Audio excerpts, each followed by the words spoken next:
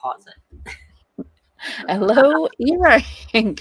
Welcome to another Thursday Q&A with me, Pam Duffy, and her, Starla Moore. This is your place to talk about all things eRank and Etsy if you have any questions. And we will be starting a little bit, I don't think I told Starla this yet, talking about video because Etsy's updated their Festive hub, and earlier on in the week they had a whole training from a wee guy talking about video for your listings, and it was really cool. And I thought, if there's anyone that knows about video, it's us guys. So good place. We can look at the checklist that Etsy's given us of some ideas of videos, but also when listing videos came out, eRank did a blog post, and we can have a look because some of you guys way back when shared your videos and stuff, and we've got clips of them on the blog post. So I think that would be fun to go through. But before we do that, also Deb posted in the group that there's something happening with Etsy with shipping for you US people. So I think we need to cover that as well. I'm so out of the loop. I'm still just trying to get caught up from when I was sick for like 2 weeks. I'm like, wow, this is all yep. new. I know. I should warn you some of this instead of just landing you in it, but it's more fun. Throw me them curveballs. That makes it more fun. Yeah. Well, while everyone's coming in and saying hello, I will throw this up to start with. Debbie found this. If you're using third-party providers to ship your order in the US, Etsy's partnered with Shippo and ShipStation. But the thing that's changing, as of October the 21st, Shippo and ShipStation are the only third-party shipping apps which, when integrated with your Etsy account, will automatically import and export all shipping related data. So what they're saying is, if you're a US seller and you've integrated, if you're using other third-party shipping services that are integrated with Etsy, and you've connected them up before October the 21st, they'll still work. But if you want to use anything like that after October the 21st, it's only going to be those two. So if you were looking to connect up with any other shipping partner, do it just now, basically. Sorry, pirate ship people. Yeah. People are not overly happy with this, but if you want to use Pirate Ship or any of the other ones, this is just for the US. But if you want to use any of the other things, connect it up right now. Oh, and USPS, I don't know about the other mail services, but USPS has already announced their holiday shipping deadlines. That's easy enough to Google. I believe that Debbie posted it in the group a couple days ago as well. Yes. Oh, that is a very big link. Is that going to work? I did. Yeah. I think. But go ahead. Yeah, I was going to say, Debbie's posted everything in the Facebook group as well. If you're not a member of the Facebook group, there's a link in the description below. Yeah, and for USPS shipping deadlines, I mean, this goes for any shipping service that you use. No matter what the post office says, those are like assuming that everything goes perfectly and there's no mail delays and there's no, crazy backups. Don't believe a thing that they say. I've been doing this for 12 years now, and no matter what deadlines they post, they are always the most high hopes deadlines ever. Add at least a week onto whatever deadlines they post, because I've never seen realistic dates. And obviously in the US, with the storm cleanup and everything from the 2 hurricanes, you never know if it's going to get icy as we go into December. There's just so many things. We've got an election coming up that always causes mail delays. So just keep in mind that there's a lot of things that can happen between now and Christmas time. And there are so many things that are going to impact how fast or slow mail goes. So I would much rather add that extra week onto my deadlines, just so that my customers know. And you can always message them if they place an order after that deadline and say, hey, I've noticed that you've placed an order after my holiday shipping deadline. There is a chance it could arrive on time, but I did want to let you know that I cannot promise that it'll arrive by December 25th after, any orders placed after this date, but I will ship it out as quickly as I possibly can. And then if they message you and they say, oh no, I need this before Christmas, you can give them the option to cancel that order, because it's better to just cancel that order and refund that person rather than going through with an item that isn't going to arrive on time and having that upset customer potentially leave you a bad review for something that you couldn't have even controlled to begin with. Yeah. And you can make this kind of a positive. I know it's horrible if you've been quiet all year and you're suddenly picking up a bit of traction and you're like, now I've got to not accept orders. If you have a following or you're getting a lot of views in your shop and everything, in your banner, in your announcements, put your cutoff dates. Let people know, let your followers know and say, this is the last date. This can be really cool, especially if you're not going to have time. Like, I'm not going to do any Cyber Monday sales, any of that kind of thing, because I'm just going to be shutting down at that point. So if you let people know in advance, then they know when they come to your shop not to wait for these times to try and get it cheap. They have to buy, else they won't be able to. And as Starla says, let them know. There's a couple of things you can do. Etsy now have this gift message thing, which can be cool. If people message you and you say, I can't guarantee it'll be on time, what you can do when you buy, you can put in the gift message and Etsy will do that. Etsy is also, I just heard this week, well, it's not so much for us, but for everybody, it's kind of cool. In some stores, Etsy is going to be selling gift cards. No, which is that's cool. Yeah, that's a really cool thing. So you could suggest they could buy a gift card, or you can create your own gift cards. You have to decide how it's going to work and how the shipping, it's like a digital download, but a card that people can buy from you that says they can choose a certain thing out of your shop or something. Work out all your how you're going to do this and how that's going to affect your stock and everything. Important things to think of is a cutoff date that they've got to get to you by, because I sold these 1 year and people were coming in like 2 years later going, oh, I got one of these for Christmas. You're like, oh. And I hadn't done a use by date kind of expiry date, but they're definitely handy to have. That's how gift card companies, everybody wonders how gift cards make their money. They make their money from people who either don't spend their gift card or they pitch the gift card when there's only like $1 left on the gift card. That's how gift cards make money. Absolutely. Yes. And yeah, with what Starla was saying with the shipping dates, we're complaining a lot that Etsy's giving too terrible shipping dates to customers. A couple of weeks ago, I shipped to Australia and it said, oh, it'll get there in 2 days. That's actually not entirely Etsy's fault. That's partly the UK Post Office telling them that they're going to get there, giving like a big time period, saying, oh, it'll get there between 2 days and 2 months. And Etsy goes, great, it'll get there in 2 days.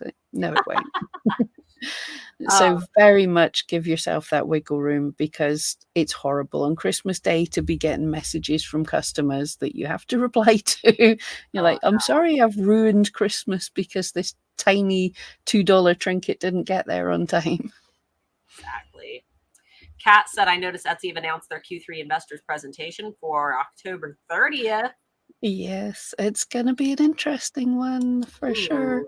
Now I gotta mark that. Yes, Debbie just let me know just before we came online, so thank you, Debbie. We're just talking about this. It's going to be an interesting one because it's probably not been the greatest quarter. We're definitely feeling it. So much going on, hurricane season, but the world has been a little bit crazy, and Etsy just got downgraded from the S&P 500, whatever it is. They just got booted out of that a couple of weeks ago, I think, which isn't a big deal, but shareholders are not going to be happy, so this should be fun.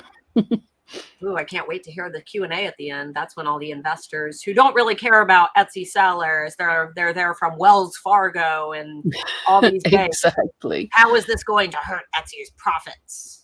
Most of them Yes. don't even really know what Etsy is. They just know it's something that they invested in. Yes. So it's going to be a fun Q&A, I think, for sure. It'll be interesting to hear how they spin it. I don't think nothing's changed with any of this happening. It's as quiet as we expected it to be. Hopefully Q4 goes well. We'll see.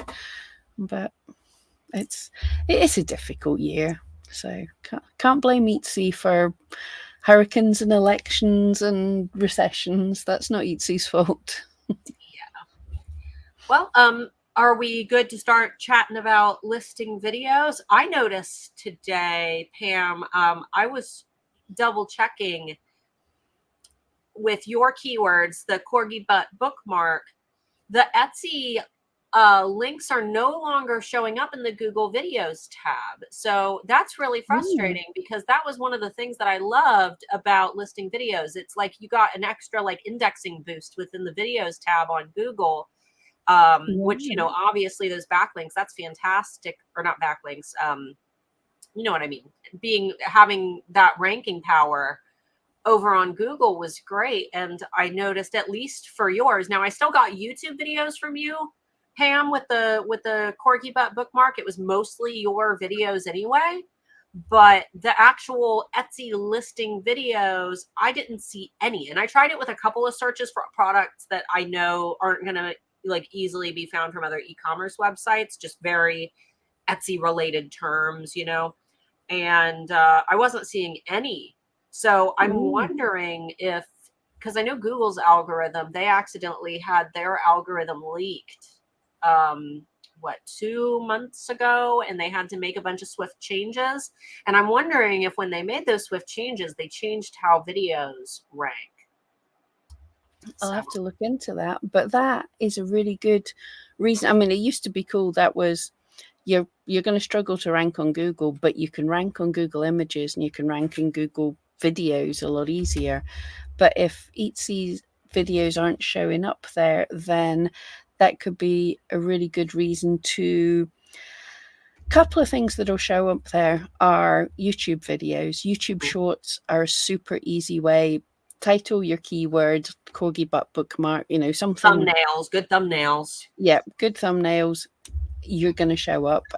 Google likes showing YouTube videos because they're the same company. So that's a good one. I think, is it TikTok that also shows up in search engines? But yeah. And Pinterest shows up quite a lot on Google as well. So try putting your videos onto these platforms. Photos are still ranking well. I'm going through and I'm seeing for corgi butt bookmark, I'm seeing your photos at several different sizes and scales and different photos from that listing of yours, obviously from a lot of other websites as well. But it seems like Google images are still fine. It's just the Google videos. It's very odd that there's no Etsy links at all in Google videos, but there are a lot of TikTok links and Instagram links and YouTube links. So maybe, I don't know, maybe they're realizing that when people are searching the videos tab, they're not looking to shop. They're looking for, you know, entertaining things. So maybe they're prioritizing that. Yeah. But so that if you've seen traffic drop from external sources and you wonder if it might be this video thing, then look at what is showing up and post to those platforms. It's a good way. You know, if you've got interesting, cool videos, why not spread them about a bit? Like even, I'm trying to remember, I don't think my corgi videos did that amazingly well on YouTube, but they're something to feed. You know, you don't have to get thousands of views for Google to show your videos in the search results, whereas it might not show up on YouTube. So yay, that's cool. Anyway, right, what was I gonna? Yes, so this is the Etsy Festive Season Hub. This is what they're telling us to do this week. So the first thing was, it was on Tuesday, they had a video Halder van Andel showed behind the scenes look at his creating, and it's really worth watching this video, guys. If you haven't seen it, you could go back in, or I think Debbie, if she's about, has the link. It's just on the Etsy Success YouTube channel. He's a ceramic artist and just goes into how he does his social media videos for YouTube Shorts, everywhere. It was really awesome. And they've got all the other things, but the final thing they had was discover the types of listing videos that online shoppers love. So a little actionable thing after you've watched their video. So they've given us 3 types of videos, but we've also got the eRank blog we can look at in a minute. So let's see what we think of this first of all. So videos that address common questions. Experienced sellers know how difficult it can be to ensure shoppers take the time to read detailed listing descriptions. Oh, don't we know? So showcase your product from a variety of angles, conveying scale, unique details, material, and design. And if you offer variations like sizes, colors, or materials, think of ways to show them in the video. I actually think I can't complain about that. If you get common questions, what size is it? How do I use it? What material is it? This is a good thing that can be shown. You'll see in some of the eRank videos, people showed some great things like holding up fabric to just let it flow in the wind so you can get a feel of the fabric, or how a gemstone glints in the light or something. Yeah, when it comes to an Etsy listing especially, I know that, and Amazon actually, I do it. I will look at the listing photos and videos, but then I always go down to the photos posted in reviews, because what I want to see is, what does this item look like when it's not all dolled up with filters and a good quality camera? And I think that, a lot of us do the same, where we see, oh, I see the shirt on the model and that looks great if you weigh, 115 pounds, but how's that going to look on my pudgy mom belly? I'm going to go down to Amazon's really good about it, because they'll tell you the size, and if the person has filled it out, some of them will have their like weight and height too, so you can kind of find a person that's shaped like you. Now, obviously, we can't do that on Etsy, but we can look at things that are important to us, like size, for example. So, even just, I'm holding a little star thing that my daughter made, but, having it in your hand, having an item in your hand that you're selling, it's going to give you, you might say, oh, this is, a 1-inch beaded star. But in my brain, I'm like, 1 inch, like, I kind of know how big that is, but at the same time, it's kind of like an abstract number that exists in my head, or like, 1.5 inches.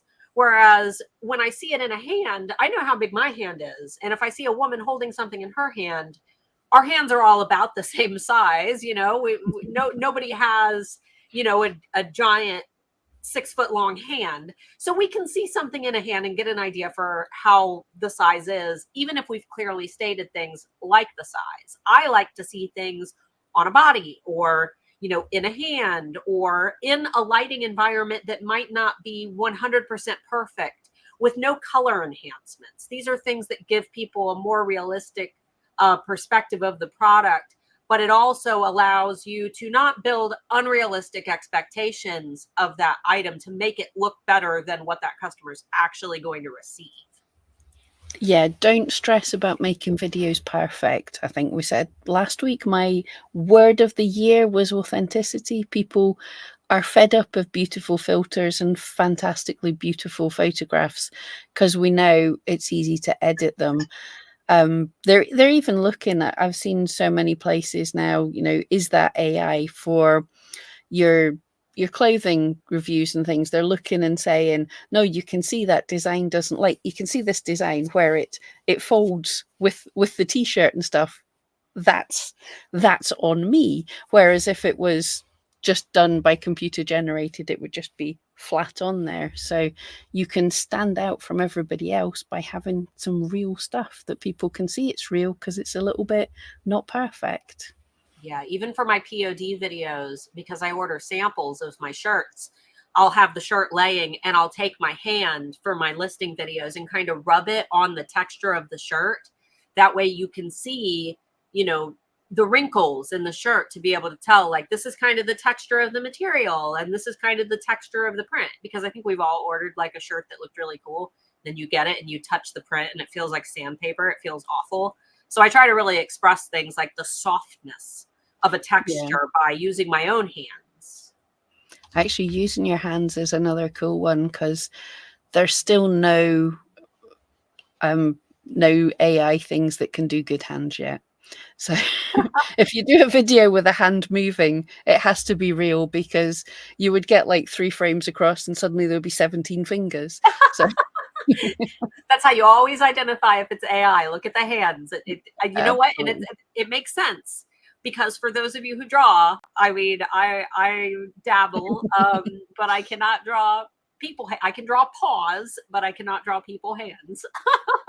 Even with paws, I give them an extra 1 toe less, because it's really hard not to have things just look like bananas. Yeah, you get 3 toes. Every animal gets 3 toes. Yep, absolutely.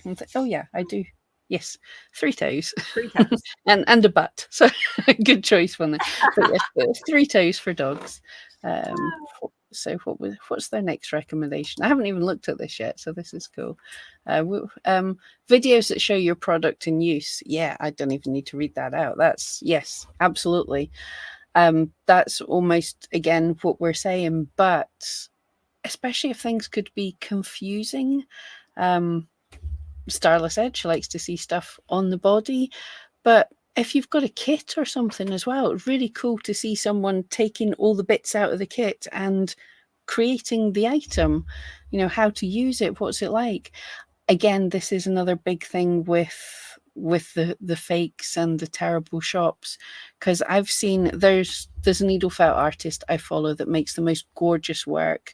You've probably all seen on social media the little needle felted foxes in pockets and things that are the most adorable things, because they've been stolen, ripped off the images everywhere. Yep. And there's hundreds of those images on Etsy with people selling a kit using her image, but their kit is just materials. And then when you go and look at it properly, it's like, yeah, they're showing a kit of how to make a fox, but it's not that fox, because you didn't make that fox. So if I had a video that I could go into and see them take out the materials, felt stuff, hold up the fox that they made, I'd be like, I'm buying that kit, because that's the right one. Right, because then it's just your skill is the only thing between you and creating it. Whereas if it was a fake, you might not even get the correct materials to make the item that you're seeing. Exactly. So. I mean, how many times, like, we're all crafty. I'm sure we've all tried drawing or painting or something, and you'll get a kit or something, and you just think you're rubbish. And then you find out years later or whatever, you weren't rubbish. The materials you got were just awful, and nobody could have made something good with them. Yeah. So. Right. I like this, that we're able to say that Etsy's correct here. Yeah, it happens every once in a while. Yeah, they're not that bad. Videos that highlight the creative details. If the full details and dimensions of your item are more readily conveyed through your listing photos, you may decide to opt for a product listing video that highlights more of the creative process behind it. Yeah. Try capturing the hands-on components of your work at different stages, such as a time-lapse video. Yeah. So if you feel the photos have done everything they need to showcase it in the best light, show how you made it. I think that's super important as well, if you can show that, because we've said people are fed up of coming to Etsy thinking they're buying something handmade, and it turns out it's been drop shipped. It's been made from a cheap site, come from AliExpress, and it's been marked up horribly. You can price more. You can price higher if you've actually, for example, with Pam's, needle felting, I would be willing to pay significantly more for something that I know that she's made by hand, especially if I can tell that it's handmade, versus I don't know how it is over there, Pam, but right now little needle felted Christmas ornaments are at all all of the big box stores, and they look like they're needle felted, but you can tell that a machine made them. They just have the look of handmade. Yes. And yeah. they're only like $5 for something that if you bought it on Etsy, you would be paying, you know, $30, $40 for. I would much rather have something made by hand, and I'm willing to pay more for that item when I know that it was made by hand. Absolutely. Yes. I'm sorry if you're hearing squeaking. The gremlins just wake up. But Nobody's upset by the squeak. We're all here for it. cool. But yes, it's lovely to see how your stuff was made. We've seen some. Thank you to everyone in the Facebook group who's been sharing pictures of their studio, themselves in their studio. We've been loving seeing all that as well. But it is so amazing to see how you all make everything. And I think the more you have of that, it helps people, it adds value, it helps people trust you. It also has them hang around in your shop more. If they can sit and go, that was a cool video, I'm going to go to the next listing and watch the next cool video. And eventually they've spent so long in your shop, they accidentally end up buying stuff. So yeah, we want to keep them in there for longer. You know, if you've only got one photo on a listing, I mean, what the objective is to keep someone on a page for as long as possible. And you've got 10 photos. Those are all, you know, a second or two each that someone's going to spend looking at those. And then you've got your video, which can be up to 15 seconds. How long can our videos be? 15 seconds? I can't remember, 15 or 30, something like that. Not super long, but that's a decent amount of time that you can hold someone's attention and keep them intrigued, and all the while they're pondering that purchase. So it's almost like every second that you keep them on your page is a potential lottery ticket. You know, if I said, hey, here's, you know, 20 lottery tickets, how many would you like? You wouldn't say, oh, I'll only take one of those. No, you're going to take them all. If I'm giving you the option to take all of them, and you know that you're increasing your chances of winning by taking them all, then you're going to take them all. And every single photo slot and that listing video, that is a lottery ticket. It is a opportunity to potentially win. So I've heard a lot of people say like, oh, you don't need listing videos. You don't need them. I'm successful and I don't have them. Okay, that's good and well. I'm glad that you're successful and that you don't have them. But what if you could be just a little bit more successful if you did? Or, you know, what's the downside of taking that time to add them? Well, the worst case scenario is you waste a little bit of time and your orders stay the same. But, you know, wouldn't you rather say I've done everything that I possibly can to potentially make those sales? Especially with this very valuable real estate that Etsy is giving to us. There's no downside other than potentially wasting a bit of time. And when it comes to business, that's how risks are. You're either going to do really well with it or you're going to waste a little bit of time, which to me, I'd rather waste a little bit of time than do something that wastes me a bunch of money. Yeah, I'd say if you're going to spend any time, spending time learning to make better photos and to make videos are the things that are going to bring the most money back to you in your online business, because people can't see your item except in how you show it to them. So photos and videos are the best way. Even if it didn't help you get more sales on Etsy, if you get good at making videos, it can bring you more customers finding you from social media because people love videos. You're all sitting watching. How's a fly got in here? You're all sitting watching videos just now. You know, you love videos. And I was just, even if the video is only 15 seconds, I can't remember exactly just now, but that's actually a lot. You can convey quite a lot of information if you're careful about how you cut things up. 3 to 5 seconds can show a lot, and then you go to the next scene and the next scene. So if you're showing something, don't think, oh, it takes me 6 days to make my item, because so how am I going to show that in a minute? You're not going to show the whole thing in a minute. You're going to show one stage and then a little further through and then something else. So, yeah, but people like to see it. Right, shall we? Yeah, I think this is the last wee thing, and then we'll get into questions. I was going to do some kind of video demos, but I think that's way too much. Let's have the fun. We've got questions from Michael and Lorenzo, but the rest of the comments. Oh no, Carla just asked one too. I was going to say the rest of the comments are just people requesting the puppy again. Well, you you have to ask good questions and stay till the end before you get puppy. I think I'm going to have to pull him out anyway, because he went for his last vaccinations today, so he was very sleepy for about 2 hours, and now he's crazy gremlin again. So yeah. But yeah, so this, when listing videos came out, eRank made a blog post, and I think it's still relevant just now. So you can see this if you just search eRank Etsy listing videos.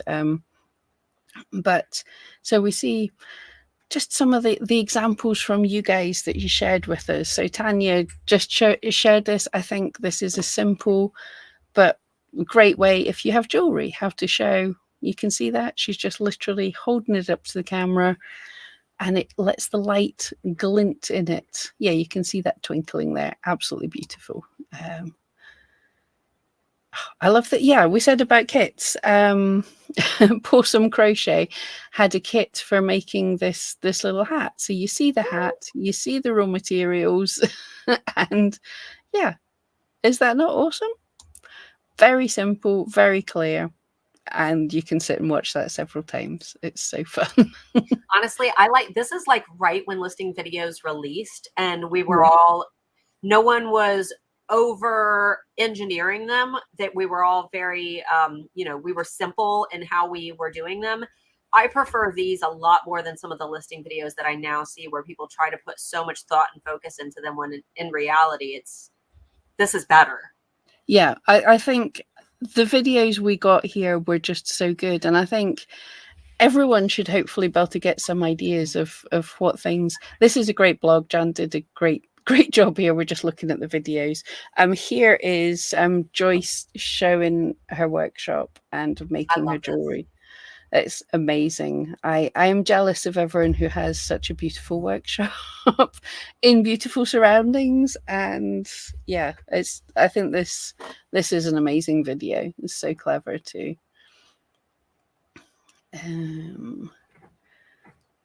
Oh, Margie, yes. I convinced a whole load of people to do stop motion.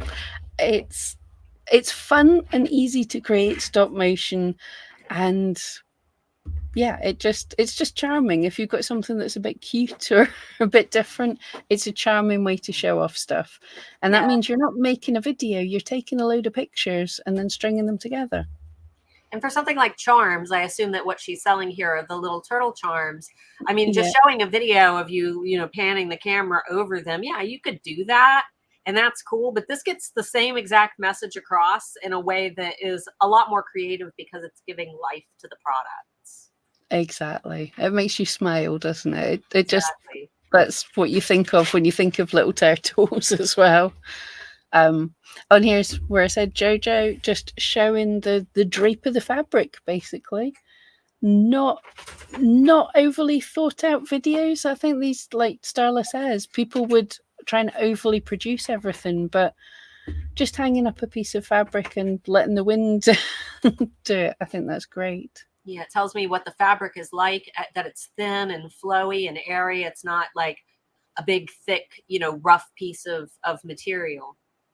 Yeah, you couldn't see that from a photo at all, really. It just clearly says it. Oh, here's a good example of time lapse. If for people who do paintings, digital designs or something, I think time lapses are great to watch. They can be so simple to do, but just I can sit and watch them for ages. So. Oh, there's me doing a time lapse as well.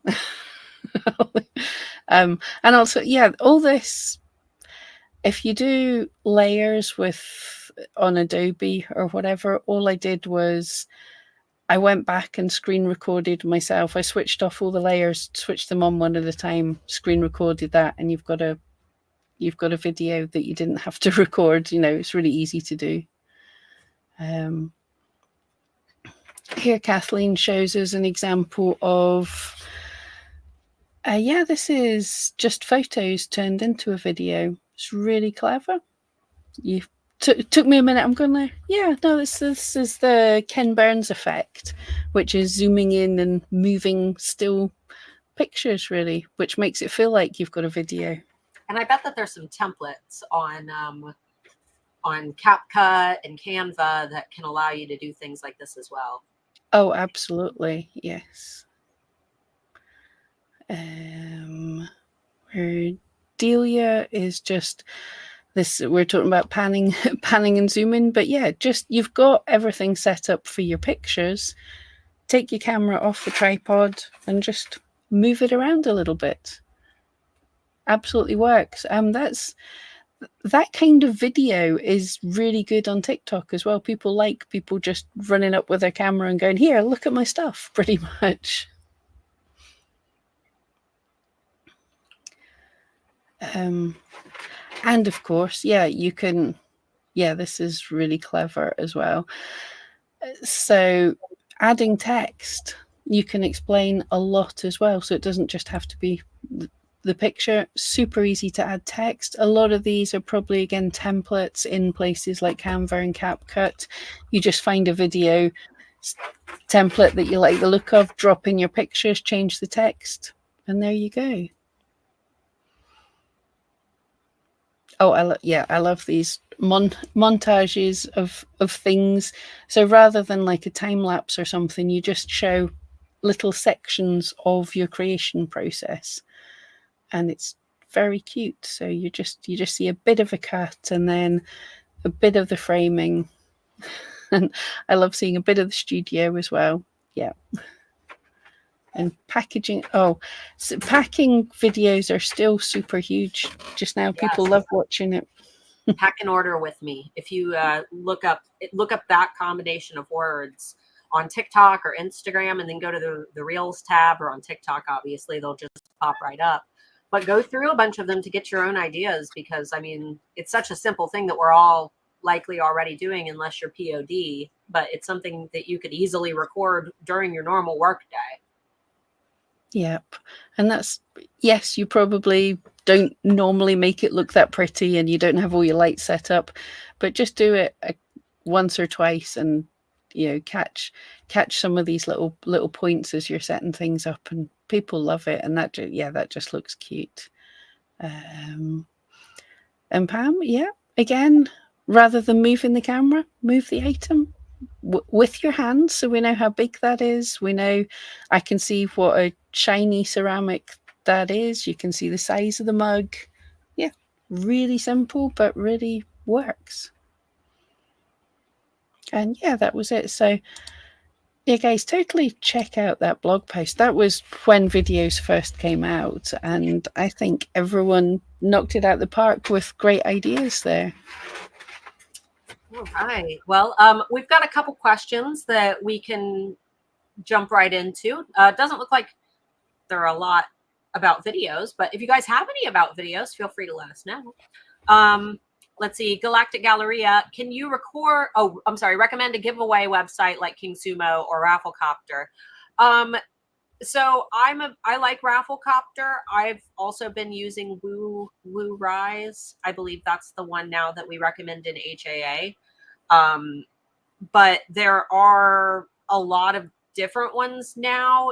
If it just depends on how much you want to pay for it, or if you're looking for a free option. There are free options. Rafflecopter is free. What's the other one? SurveyMonkey. Yeah, could be. Yeah. Mm-hmm. Or I think you can do one with SurveyMonkey. I've never used KingSumo, but I hear a lot of good things about it. I liked Woo Rise just because you have the ability to customize like the giveaway pages that you could share. So, but there's lots of them out there. And then the Geek Authority, this one kind of goes along with that. Do videos that emphasize a raffle or giveaway to get traffic or get email lists with their permission a good idea? What things would you suggest including? So I think that the more steps that you include into a giveaway, the less likely it is that people will enter. Especially with things like trying to get them to join an email list, that's a little bit harder to do for videos, especially if you're trying to post on TikTok or Instagram. simply because Instagram, you don't really have a link that you can send them to. Can we put clickable links? I know we can put clickable links in our stories. I'm not sure if we can do that in our reels. Don't know. Don't think so, but I could be wrong. I think that if you had a large following, you might be able to pull it off. But really, if you're just trying to do a giveaway to grow your audience, I would recommend, first of all, double check with the rules for the platform, because every platform has different rules that you're allowed to do for giveaways, and make sure that it's okay for that particular platform to ask the person to follow you, in order to get an entry for the giveaway. But then ask them to do something relatively simple. So for example, on Instagram, you can post comments that are GIFs. So maybe if you were giving away a super, maybe you make different seasonings and you're giving away your signature cheeseburger seasoning, and you're using a video of you making, rolling the meat and, sprinkling the seasoning into the meat and rolling it together and making this, super yummy cheeseburger. People are watching it, to see the process of making the cheeseburger, and they're kind of seeing the recipe process, and then they see that yummy finished product. But then maybe you say, post a GIF of a cheeseburger to enter to win. Because that's simple, they can do it really, really quick. You can say, and make sure you're following. Like, post a GIF of a cheeseburger in the comments and make sure you're following Harold's amazing cheeseburger seasonings for your chance to be entered to win this month's giveaway. That could potentially get you more followers and increase your engagement. But that's the only case that I think would be good for a smaller audience. If you had a really big audience, you could probably set up something like ManyChat, which is where, if you guys see me posting on my Instagram, and I'll say, comment the word want, and I'll send you my free Instagram challenge kit, for example. And that triggers an automation that sends a message. You could probably do something like that, where it's like, comment the word giveaway and I'll DM you a link to enter this month's giveaway. And then that's attached to an email list. But again, that's going to be, you're going to have to pay money to do that, to set it up that way. You're going to have to pay for ManyChat. I would start out the cheap and cheerful way, which is to just give them simple instructions, like comment or post an emoji or post a GIF or share your favorite Christmas movie or whatever that might be. Yeah, make sure, as Starla said, not just check in with the rules of the platform, check what's legal in your country and your state as well. Giveaways can be a big problem. And also check what kind of people you're going to be attracting. You can, if it's a giveaway to get something that you sell, obviously, that can be good because that attracts the people who like your kind of thing. But too often people do giveaways expecting following, like, oh, I got this free mic, so I'm going to give away this free mic to get people to follow me on my social media. People are only following you for the free thing and are not going to be engaged audiences. So be careful with things like that. So yeah, it's a tricky thing. You'll get a percentage of people who are good and a percentage of people who are there for the free thing. And that's another reason to wait for things like growing your email list until your business model is profitable, because that's what I did for my jewelry business, where I frequently hosted a monthly giveaway or sometimes 2 giveaways a month. And most of the people who ended up on my email list were people who just wanted to enter the giveaways, which was great because I was growing my email list, and it did help because I did get people who were genuinely interested in my product. But I grew my email list much faster than I would have organically of just people who are interested in my items. I ended up having to pay for that MailChimp account sooner, and that increased my overhead costs that I was having to pay to run my business. And there's no way to know if somebody joined your email list because they're interested in your items versus they're just trying to get free things. So it's a trade-off that, some businesses are willing to front that and kind of have people that aren't 100%, in it for your items. For me, it was worth it, but it wouldn't have been worth it right from the start. It was something that I had to work up to. Yeah, it can be tricky. It's not something I've ever done because it's too much hard work to think through all that, but absolutely it can work. But don't think you have to do it. Right, apologies. Fractious. Anna's comment is fluffy, sleepy, big sad eyes, quality puppy. 5-star puppy. Yeah, someone's overtired, but oh. Wiggle worms. Yes. He doesn't like being held anymore. He wants to run about, but do you know how many wires there are in a room like this? Let's see. Carla, I sell event-based products, and they sell up to 5 figures per listing. Unfortunately, they die as soon as the event is over, 6 months. Can I reuse that listing and replace the event name? I dare say that only if it was like the same event the following year. Like if it was like, oh, I can't even think of an event because I was trying to think of like a Comic-Con type thing, but you would need official licensing to even do an event like that. So yeah, tricky. I think if it was like a same event and it was an annual thing or a biannual thing and you're just changing the date, but it's the same event, that's different. But if it's a completely different event, then it's not going to be the same target audience anymore. Yeah, if something had like the same keywords and it was the same target audience, absolutely. I wouldn't, if you're selling 5 figures per listing, you're doing fantastic, and your shop quality score would be doing fantastic. Your listing itself, its main sort of quality is going to be based on the keywords and the type of people that have liked it. So if you try and move to something totally different, you're probably not been any advantage there anyway. So yeah, reuse it again when the event comes round again, but your shop should be doing amazing. She said that she's got the licensing for each and the target audience is the same, just the theme changes. So only the theme name would change. Are the keywords other than that one name going to be mostly the same? And is it the same base item? Are you just changing like one name on it? I hate to say it, this is one that I don't even think that I could give advice on without knowing specifically what it is. And I'm assuming since you're being a little vague, you don't want to announce it probably here, which I understand. You don't want anybody like running off with your idea. But congratulations, you've got licensing for something that's doing so well. Right. That's great. Well done.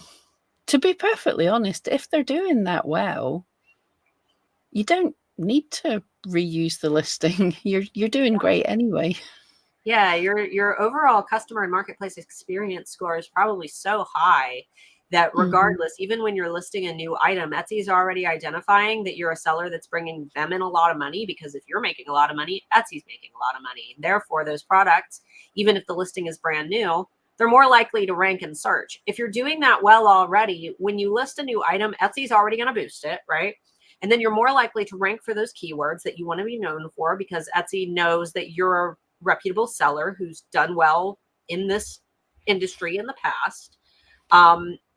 So, you could always test it.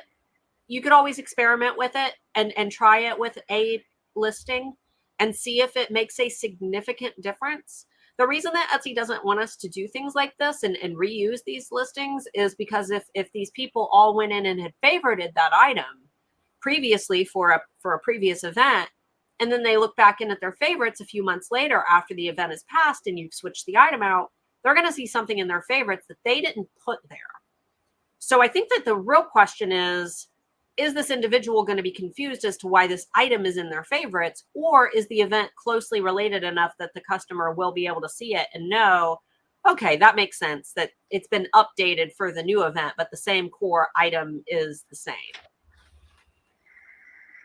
Yep. Sounds awesome, though. Yeah. Sounds like a great industry, whatever it is. That's awesome. Let's see. Lisa, trying to decide, is it best to have the main photo as the lowest priced item when all 3 are different prices, or create 3 different listings? I don't want to look too clickbaity. I think that it really just depends, because you know what? There's nothing I hate more than finding a t-shirt that I want on Etsy and seeing that it costs like, $10.99, and clicking that listing and realizing that the $10.99 price is for the baby size, and really the price is $37.99. That is, to me, clickbaity. If they click it because they believe it's going to be this price, but then they see that it's a different price, then yeah, that's a little clickbaity. But if it's more like, oh, you can get a customization, and what they're seeing is the price for the uncustomized version, and then it's a little bit more expensive to get it customized. Well, I expect that as a shopper. If I'm buying something custom or with my name on it, I'm going to pay a little bit more for it. So I think it really just depends. Yeah, I'm totally with Starla there. And I think, yes, if it's not custom or anything, I think it's a good idea to go with the lowest priced item as your main photo. Or if it makes sense, don't have that as your variations. Have variations that are all the same price, because I know Etsy gives us this option and there are times when it would make sense, but it can be clickbaity and really annoying as well. So Yeah. Etsy doesn't, well, it's not just Etsy, everywhere. Every site you go on, you're like, oh, look at that, and it's a really good price, and you click on it, it's like, no, it's not. That's just the battery for the thing that I wanted, not the thing that I wanted. She said, I think I know the answer. So if I do 3 different listings, can I use the same keywords and titles? I mean, is the item 100% identical, or is there some variant? Because I mean, yeah, you can use a lot of the same keywords and titles, but I would try, if it's different sizes based on a cut of a shirt or something like that, I would make sure that you're adding whatever the difference is in the item. But you can reuse a lot of the same terms, especially if they accurately describe the product or the design or whatever it may be. Yeah, you can use the same, but at the same time, that's also 3 different listings to experiment with some different ones as well. Yeah. So it's a good little science project. And remember, you can link to the different ones in different listings. In your listing, you can say, oh, if you wanted this different, try this listing. Or you can have the 3 different listings, each that have 3 variations, but each one's focused in on the one variation, basically. So it's a bundle with a gift box. So it's a themed gift box for her bundles. Okay, that makes a little bit more sense. There's really no right or wrong here. I would just experiment and see what does better. Yeah, and think like a shopper as well. Look and see what would I expect to see here, and if I see this, what would I be expecting to buy? We do know that customers do just buy based on the first picture, so make sure that it does show what they're likely to be getting and doesn't disappoint them. Yeah. Let's see. Carla, under ads, you can turn off irrelevant keywords, but it says it's only a test. I asked Etsy chat and they could not confirm or deny that doing so affects your search terms. Do you have any clue? Of course, because Etsy doesn't know. Etsy support doesn't know, at least. Yeah, we don't know more than what it says. It's a test, but hopefully they are looking into it. All we can do is run with it and hope that it works.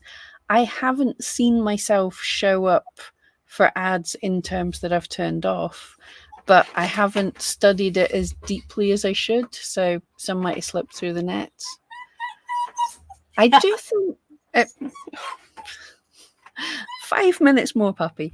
I do think there was a point in the past where people were able to get money back off of Etsy when they were being shown, like if they had a handmade handbag and they were being shown under a Gucci search and getting charged for that, they were actually able to claim the money back off of Etsy.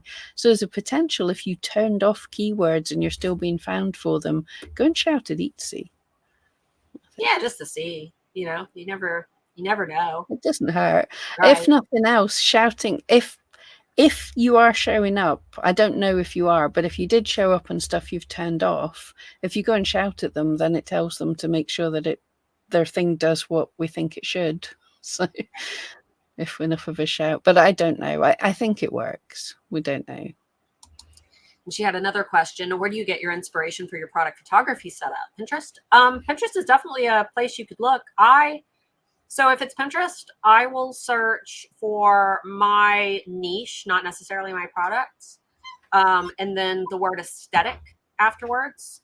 But I mainly look at other brands, big brands within my industry, because I sell officially licensed bookish merch. So I'll go to big businesses that sell similar merchandise on Instagram and see what their setups look like, because Instagram is really prioritizing beautiful quality images, interesting images, but still that have a little bit of that life and almost not handmade, but it's like the overly professional touch to them, where it doesn't look like they were shot in some elaborate studio.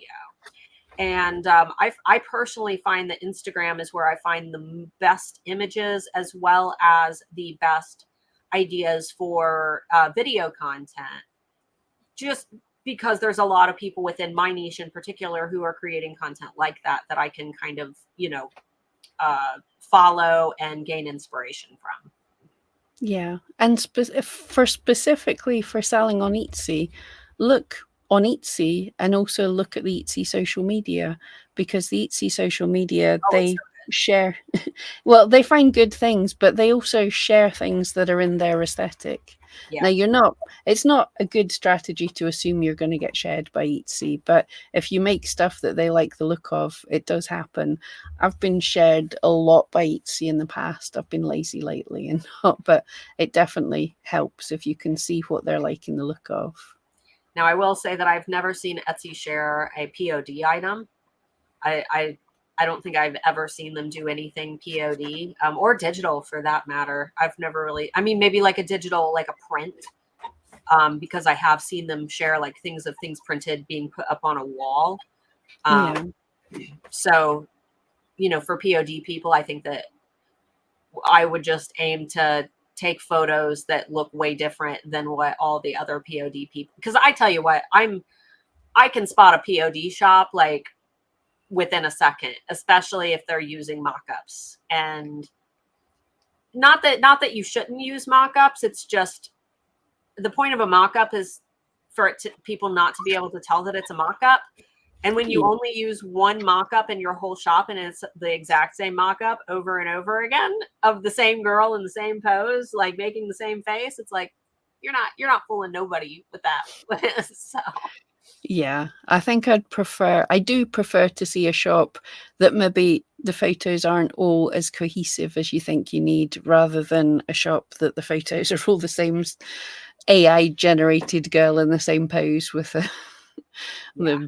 your image sort of superimposed over it. All right, we're down to 2 minutes. I'll try to rush through the last. Anna, am I right that videos should be a square ratio? No. No, they don't have to be. Yeah, they can. Etsy can deal with all sorts of things. Yeah, just be mindful that in search, it's going to kind of cut the aspect ratio into a square when it's displaying in a search page. So you don't want to have the focus of your item being like way up at the top of your screen if you're using your phone, but it'll play fine if you're using your, that 16 by what? 6, I can't remember the story. This size aspect ratio. If you're using that size aspect ratio, just make sure that the product is kind of focal pointed in the center, but yeah, that's fine. Yep. And I'm guessing that's where I pulled out the puppy. Yep. That is where the puppy was. Okay. And then let's see. Daily posts of holiday discounts with limited time. Good idea to do with different images on theme. The direct link, discount codes, cheerful message. Good idea across social media. Are you so if you're hosting a sale, are you asking to post if you should post every single day about the sale with different images? Yeah, that's ultimately what all the big businesses are going to be doing, especially when we approach, you know, the Cyber Week period. If you're hosting some type of discount or sale, I would post it everywhere, especially if you're using a platform like Instagram. Post reels, post stories, put that link, you know, the link sticker that you can do from your stories, put that in there.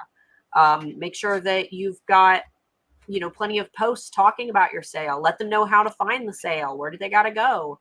Make sure that, you know, maybe even edit your Instagram bio to say, you know, having a sale today.